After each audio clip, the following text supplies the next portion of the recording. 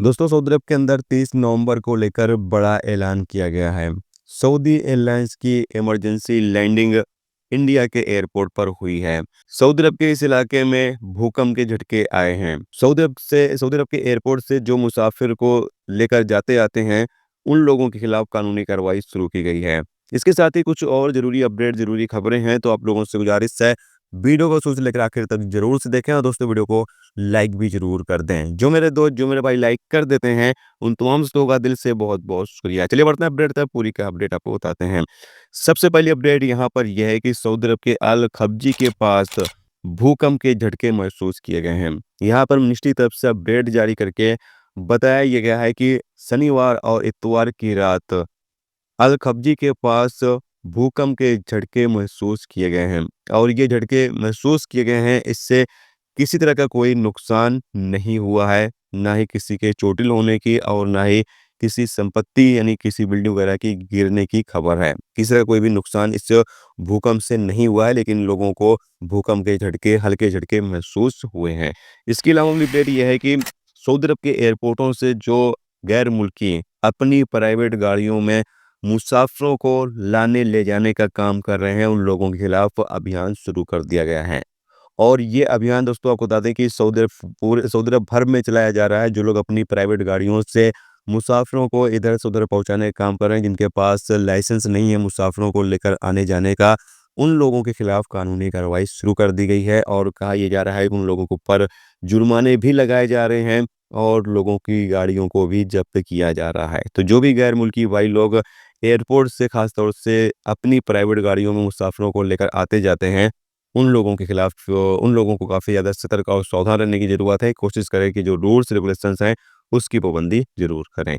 इसके अलावा अगली अपडेट ये है कि Saudi ministry of human resource की तरफ से अपडेट जारी करके बताया ये गया है कि 10 भर्ती एजेंसियों को सील कर दिया गया है, जो लेबर वर्करों की भर्ती करती हैं, जबकि 27 कंपनियों के लाइसेंस को रद्द कर दिया गया है, जो रूल्स रेगुलेशंस की पाबंदी नहीं कर रहे थे। यानी ये ऐसी कंपनियां हैं, ऐसी ऑफिसें हैं जो लेबर वर्कर की भर्ती कर रही थी।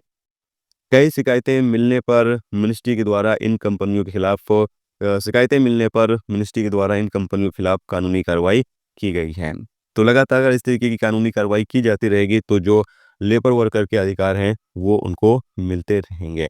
इसके अलावा अगली अपडेट यह है कि सऊदी सिविल डिफेंस की तरफ से अपडेट जारी करके बताया गया है कि सोमवार 3 नवंबर 2025 को सऊदी अरब के इन इलाकों में रियाद, तबूक, मक्का मुकरमा, इन इलाकों में सायरन सुनाई देगा और इसका एक तजुर्बा किया जा रहा है, यानी टेस्टिंग किया जा रहा है और इसीलिए पहले से ही इसको अपडेट कर दिया गया है कि अगर आपको सायरन सुनाई दे तो आप परेशान ना हों, क्योंकि ये टेस्टिंग चल रही है। एक इमरजेंसी सायरन सायरन है ये।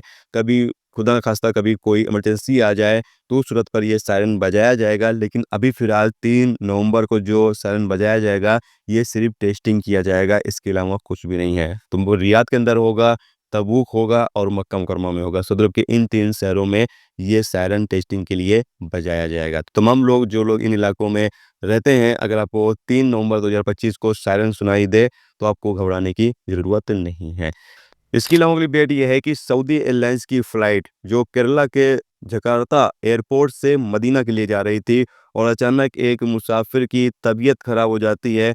मेडिकल इमरजेंसी के लिए इस फ्लाइट की तिरुवनंतपुरम एयरपोर्ट पर इमरजेंसी लैंडिंग कराई गई है। जैसा कि आप सामने स्क्रीन पर देख सकते हैं, रात का दौरान है और आप देख पा रहे होंगे, ये सऊदी एयरलाइंस की फ़्लाइट है जो मेडिकल इमरजेंसी वजह से तिरुवनंतपुरम एयरपोर्ट पर इसकी इमरजेंसी लैंडिंग कराई गई और जो पैसेंजर की तबीयत ख़राब थी, उसको अस्पताल में भर्ती करा दिया। इसके बाद इस फ्लाइट की रवानगी हुई है मदीना के लिए। तो एक बड़ी खबर आ रही थी, सोचा आप दोस्तों को इसकी जानकारी दे दी जाए।